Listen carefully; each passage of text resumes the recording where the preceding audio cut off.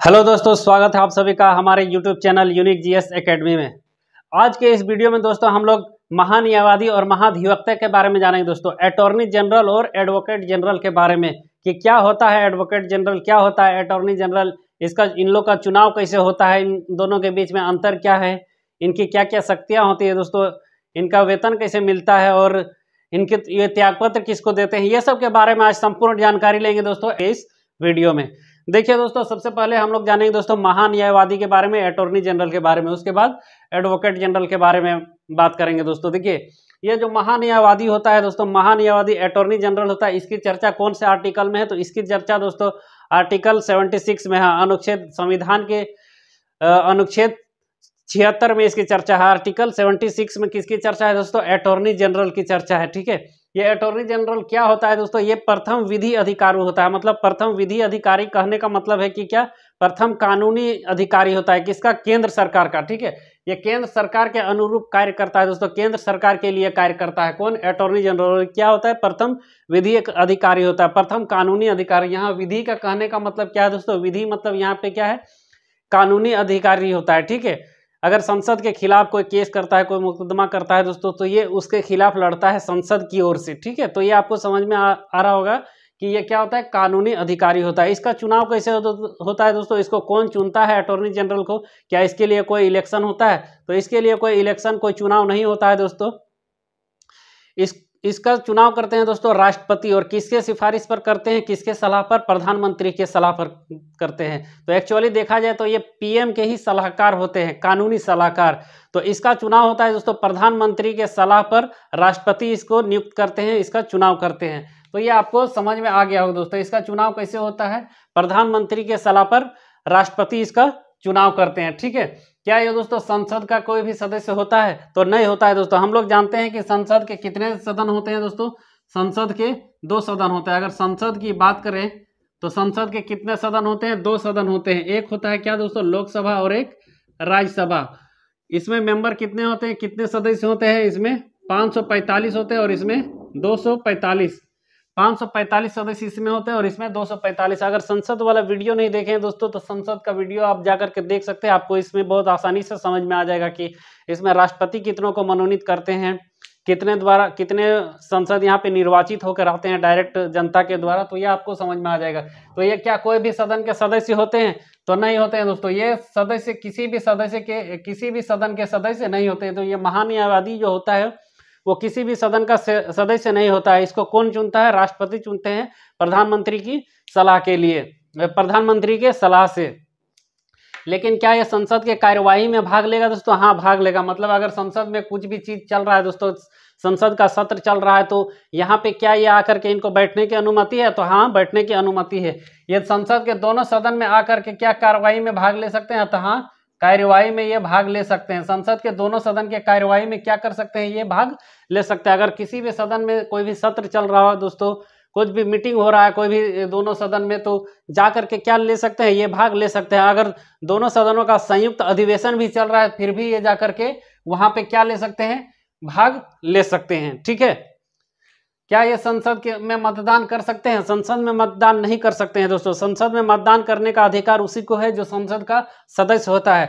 अगर राज्यसभा में मतदान कर सकते हैं? क्या नहीं कर सकते हैं। लोकसभा में कर सकते हैं मतदान? नहीं कर सकते हैं। क्यों नहीं कर सकते हैं? क्योंकि ये किसी भी सदन का सदस्य नहीं होता, इसीलिए इनको मतदान करने का अधिकार नहीं है। लेकिन संसद के कार्यवाही में भाग लेने का अधिकार है इनको। ठीक है, अगर संसद के खिलाफ कोई दोस्तों, मतलब कोई भी राष्ट्रपति के खिलाफ या केंद्र सरकार के खिलाफ कोई केस या मुकदमा करता है, तो केंद्र सरकार की तरफ से ये क्या लड़ सकते हैं? चुनाव वगैरह सब कुछ, चुनाव नहीं, यहाँ पे क्या लड़ सकते हैं? मुकदमा लड़ सकते हैं संसद की ओर से। ठीक है, क्योंकि इनकी शक्ति क्या होती है दोस्तों, इनका पावर कितना होता है? एक सुप्रीम कोर्ट के जज के समान होते हैं। ये जो महान्यायवादी होता है दोस्तों, अटॉर्नी जनरल होता है, इनकी शक्ति कितनी होती है? तो एक सुप्रीम कोर्ट के जज के समान होती है। मतलब सुप्रीम कोर्ट का जज जितना पढ़ा लिखा होना चाहिए दोस्तों, उतना ये भी होना चाहिए, कानून का अच्छा जानकार होना चाहिए। तो अगर सरकार के खिलाफ, अगर सरकार को हम पसंद नहीं है दोस्तों, मतलब सरकार हमको पसंद नहीं है, सरकार के कार्यकाल से हम खुश नहीं, अगर हम सरकार के खिलाफ केस कर दिए, ठीक है, तो उस सिचुएशन में सरकार की तरफ से लड़ेगा कौन दोस्तों? सरकार की तरफ से मुकदमा लड़ेगा कौन? तो यही अटॉर्नी जनरल लड़ते हैं। ठीक है दोस्तों, तो ये आपको समझ में आ गया होगा। ये संसद के सदस्य होते हैं क्या? कोई भी सदन के सदस्य नहीं होते हैं। संसद के कार्रवाई में भाग लेते हैं। संसद में क्या मतदान कर सकते हैं? नहीं कर सकते हैं। ठीक है, यह पूर्वकालिक नहीं होते दोस्तों। यहाँ पे पूर्वकालिक का कहने का मतलब है कि हम लोग जानते हैं कि ये क्या होता है दोस्तों, जो संसद होता है, संसद के दोनों सदन के सदस्यों का कुछ ना कुछ कार्यकाल होता है। ये कुछ समय के लिए आते हैं, उसके बाद वहाँ पे फिर से चुनाव होता है। अगर लोकसभा की बात करें तो दोस्तों लोकसभा के सदस्यों का कार्यकाल कितने वर्षों का होता है? 5 साल का होता है। और राज्यसभा के अगर सांसदों की बात करें दोस्तों, राज्यसभा के सांसदों की या फिर सदस्यों की कार्यकाल कितने वर्षों का होता है? तो 6 वर्षों का होता है। और ये किनके द्वारा चुने जाते हैं? ये तो अप्रत्यक्ष रूप से चुने जाते हैं और ये प्रत्यक्ष रूप से जनता द्वारा चुने जाते हैं। लेकिन ये क्या चुने जाते हैं? ये चुने नहीं जाते हैं दोस्तों, नियुक्त किए जाते हैं राष्ट्रपति के द्वारा। तो ये क्या होते हैं दोस्तों? पूर्वकालिक नहीं होते, मतलब 5 वर्ष के लिए इनका कोई कार्यकाल फिक्स नहीं होता है कि ये कितने दिन के लिए रह सकते हैं। 5 साल के लिए भी रह सकते हैं, 2 साल के लिए भी रह सकते हैं, 10 साल के लिए भी रह सकते हैं। ये किस पर डिपेंड करता है दोस्तों? राष्ट्रपति पर निर्भर करता है। ये क्या होते हैं? राष्ट्रपति के प्रसाद प्रयत्न होते हैं। ठीक है, राष्ट्रपति के प्रसाद प्रयत्न, यहाँ पे प्रसाद प्रयत्न बहुत बार इस्तेमाल होता है दोस्तों। प्रसाद प्रयत्न क्या होता है? प्रसाद प्रयत्न कहने का मतलब है कि दोस्तों राष्ट्रपति के इच्छा अनुसार होते हैं। ठीक है, कि राष्ट्रपति जितने दिन तक चाहें इसको रख सकते हैं, अगर मन किया तो फिर हटा सकते हैं। और हटाते किसके सलाह पर हैं? प्रधानमंत्री के ही सलाह पे हटाते हैं। अगर ये अटॉर्नी जनरल को चुन लिया दोस्तों, ठीक है, प्रधानमंत्री ने, राष्ट्रपति तो इनके कहने पे चुन लेते हैं, नियुक्त कर देते हैं। लेकिन ये अगर सरकार के खिलाफ ही काम करने लगे तो क्या करेंगे? इनको हटा दिया जाएगा। सरकार के खिलाफ ही बोलने लगे, सरकार के कामकाज से खुश नहीं होने लगे, उसी में नेगेटिव कमेंट करने लगे कि ये सरकार तो बेकार है, ऐसे ऐसे नहीं करना चाहिए, इस तरह से करना चाहिए। तो उस समय क्या करेंगे? प्रधानमंत्री राष्ट्रपति को बोलेंगे इसको हटाइए जी, ये बहुत ज़्यादा उड़ रहा है। ठीक है, तो उस सिचुएशन में क्या कर सकते हैं? हटा सकते हैं। प्रसाद प्रयत्न करने का मतलब इच्छा अनुसार है, जितने दिन तक चाहे रख सकते हैं और जब मन किया उसको हटा सकते हैं। ठीक है, ये दोस्तों निजी व्यक्ति का भी मुकदमा लड़ सकते हैं। कोई भी भारत के जो भी कोर्ट है दोस्तों, छोटा से छोटा कोर्ट, बड़ा से बड़ा कोर्ट, सुप्रीम कोर्ट में भी जाकर के ये किसी भी आम आदमी का, आम नागरिक का भी ये केस लड़ सकते हैं। क्योंकि इनकी शक्ति क्या होती है दोस्तों? सुप्रीम कोर्ट के जज के समान होती है। ठीक है, तो ये किसी का भी चाहे तो वो मुकदमा लड़ सकते हैं, आम नागरिक का भी मुकदमा लड़ सकते हैं। अगर आपको कोई प्रॉब्लम है दोस्तों, आपको कोई दिक्कत है, अगर आपको कुछ न्याय नहीं मिल रहा है तो आप जाके संपर्क कर सकते हैं अटॉर्नी जनरल के, आप मेरे तरफ से केस लड़िए। अगर आप उनको कन्विंस करने में अगर सफल हो जाते हैं तो वो क्या करेंगे? आपका केस लड़ सकते हैं। ठीक है, क्या ये सरकार के खिलाफ लड़ेगा दोस्तों? लड़ेंगे सरकार के खिलाफ? क्या ये केस लड़ेंगे? तो सरकार के खिलाफ ये कभी नहीं केस लड़ेंगे, सरकार की ओर से लड़ेंगे। ठीक है, अगर सरकार के खिलाफ कोई केस करता है दोस्तों तो उनके तरफ से ये मुकदमा लड़ेंगे, सरकार की तरफ से सफाई पेश करेंगे। तो ये आपको समझ में आ गया होगा। और ये निजी व्यक्ति के भी मुकदमा लड़ सकते हैं, क्योंकि इनकी योग्यता क्या होती है दोस्तों? इनकी शक्ति क्या होती है? एक सुप्रीम कोर्ट के जज के समान होती है। तो ये आपको समझ में आ गया होगा। केंद्र सरकार पर किसी भी प्रकार का मुकदमा लड़ते हैं, केंद्र सरकार पर किसी भी प्रकार के मुकदमे को लड़ते हैं। ठीक है, केंद्र सरकार के तरफ से किसी भी प्रकार के मुकदमे को लड़ते हैं। भारत के किसी भी न्यायालय में मुकदमा लड़ सकते हैं। क्यों लड़ सकते हैं भारत की तरफ किसी भी न्यायालय में मुकदमा? क्योंकि इनकी शक्ति क्या होती है? सुप्रीम कोर्ट के जज के समान होती है। इनकी शक्ति क्या होती है? सुप्रीम कोर्ट के जज के समान होती है। ये त्यागपत्र किसको जाकर के देंगे दोस्तों? तो ये जाकर के देंगे राष्ट्रपति को। ये अपना त्यागपत्र किसको देंगे? राष्ट्रपति को देंगे। इनको चुनता कौन दोस्तों? नियुक्त कौन करता है? तो राष्ट्रपति ही करते हैं। क्या ये दोनों सदन के सदस्य होते हैं? लोकसभा राज्यसभा के सदस्य होते हैं? तो ये दोनों के सदन सदस्य नहीं होते हैं। क्या इनके किसी भी कार्रवाई में भाग ले सकते हैं? तो हाँ, भाग ले सकते हैं। ठीक है, क्या संसद में ये मतदान कर सकते हैं? संसद में मतदान नहीं कर सकते हैं। क्या ये पूर्वकालिक होते हैं दोस्तों? तो पूर्वकालिक नहीं होते हैं। इनका कोई भी कार्यकाल फिक्स नहीं होता है। ठीक है, ये कितने भी समय के लिए हो सकते हैं, 5 साल, 6 साल, 2 साल, 10 साल, कितने भी समय के लिए हो सकते हैं। क्यों हो सकते हैं? क्योंकि ये राष्ट्रपति के प्रसाद प्रयत्न होते हैं, राष्ट्रपति के इच्छा अनुसार होते हैं। ठीक है, अगर राष्ट्रपति चाहें तो उनको कितने भी समय के लिए लग सकते हैं। इनडायरेक्टली रूप से इनको चुनता कौन है दोस्तों? तो ये प्रधानमंत्री ही चुनते हैं। तो आपको समझ में आ गया होगा दोस्तों, ये महान्यायवादी अटॉर्नी जनरल। सबसे पहला है कि अटॉर्नी जनरल क्या होता है? तो ये संसद का मतलब केंद्र सरकार का क्या होता है दोस्तों? प्रथम विधि अधिकारी होता है, कानूनी अधिकारी होता है। इनको कानून की बहुत ही अधिक जानकारी होती है। तो ये आपको समझ में आ गया होगा दोस्तों, महान्यायवादी। अब आते हैं दोस्तों महाधिवक्ता के बारे में, एडवोकेट जनरल के बारे में। ठीक है, देखिए दोस्तों, महाधिवक्ता और महान्यायवादी में थोड़ा सा ही चेंज है दोस्तों। कि देखिए, महान्यायवादी जो होता है वो केंद्र सरकार का क्या होता है? विधि अधिकारी होता है। लेकिन ये एडवोकेट जनरल क्या होता है दोस्तों? राज्य सरकार का विधि अधिकारी होता है। हम लोग जानते हैं कि जो ये केंद्र सरकार है दोस्तों, ये पूरे देश का मालिक होता है, ठीक है। देश का बागडोर किनके हाथों में रहता है, ये केंद्र सरकार के बारे में। लेकिन एक राज्य का बागडोर किनके हाथों में रहता है दोस्तों, राज्य की सारी शक्तियां किसके हाथों में रहती है, तो ये राज्य सरकार के पास रहती है, ठीक है। तो ये राज्य सरकार का क्या होता है दोस्तों, कानूनी अधिकारी होता है, प्रथम कानूनी अधिकारी। एक होता है केंद्र और एक होता है राज्य। आप लोग देखते होंगे ना कि आप लोग का राज्य का, हर एक राज्य का एक एक मुख्यमंत्री होता है और प्रधानमंत्री पूरे देश के लिए होते हैं। तो उसी तरह से ये क्या होता है दोस्तों, ये देखिए, ये तो संसद के सदस्य होते हैं। और देखिए, ये एडवोकेट जनरल महाधिवक्ता की चर्चा कौन से आर्टिकल में है दोस्तों, तो आर्टिकल 126 में है, ठीक है। अनुच्छेद 126 में महाधिवक्ता एडवोकेट जनरल की चर्चा है दोस्तों, ठीक है। ये राज्य सरकार का प्रथम विधि अधिकारी होता है दोस्तों, ठीक है। ये क्या होता है, राज्य सरकार का प्रथम विधि अधिकारी होता है, ठीक है। और इसका चुनाव कौन करता है दोस्तों, इनका चुनाव चीफ मिनिस्टर के सलाह पर राज्यपाल करते हैं, ठीक है। जिस तरह से एक देश में होता है दोस्तों प्रधानमंत्री, उसी तरह से एक राज्य में होता है मुख्यमंत्री।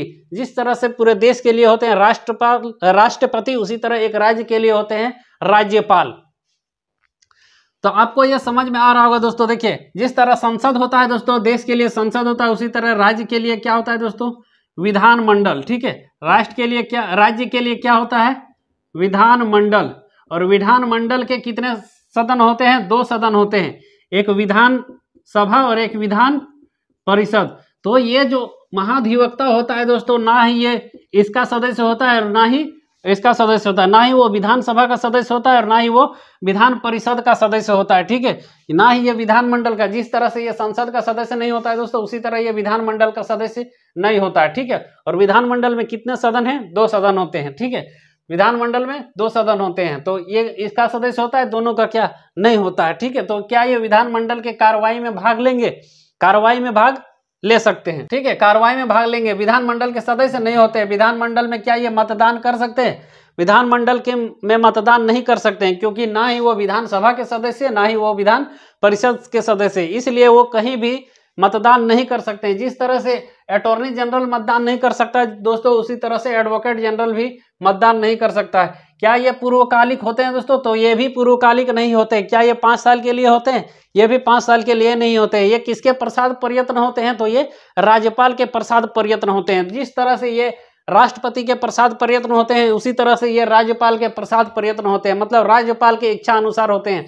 राज्यपाल चाहे तो कितने भी समय के लिए इनको एडवोकेट जनरल रख सकते हैं दोस्तों, महाधिवक्ता रख सकते हैं, 2 साल, 5 साल, 10 साल, 15 साल रख सकते हैं, जब तक से उस राज्य का मुख्यमंत्री, जब तक सरकार ना चेंज हो जाए। देखिए, क्योंकि जो भी अपना सरकार का गठन करता है दोस्तों, जो भी उस राज्य का मुखिया बनता है, तो वो अपने हिसाब से वो एडवोकेट जनरल का चुनाव करता है, ठीक है, अपना हिसाब से रखता है, ताकि उसको वो जानता है, अच्छी तरह से पहचानता है। सब नहीं कि जो, जैसे मान के चलिए एक सरकार बन गई, ठीक है, उस सरकार में अगर कोई एडवोकेट जनरल है तो दूसरा सरकार भी उसको रखेगा ही रखेगा, ऐसा कोई कानून नहीं, उसको तो चेंज करेगा ही, जाहिर सी बात है। उसी तरह यहाँ पे अटॉर्नी जनरल भी होता है। जैसे मान के चलिए अभी जो भी अटॉर्नी जनरल है हम लोग के वेणुगोपाल, ठीक है, ये मोदी सरकार के लिए हैं, ठीक है। तो अगर कोई दूसरा सरकार बनेगा दोस्तों, तो वो जो भी प्रधानमंत्री बनेंगे तो वो क्या करेंगे, चेंज कर देंगे उसको। चाहेंगे तो रख भी सकते हैं, नहीं चाहेंगे तो नहीं भी रख सकते।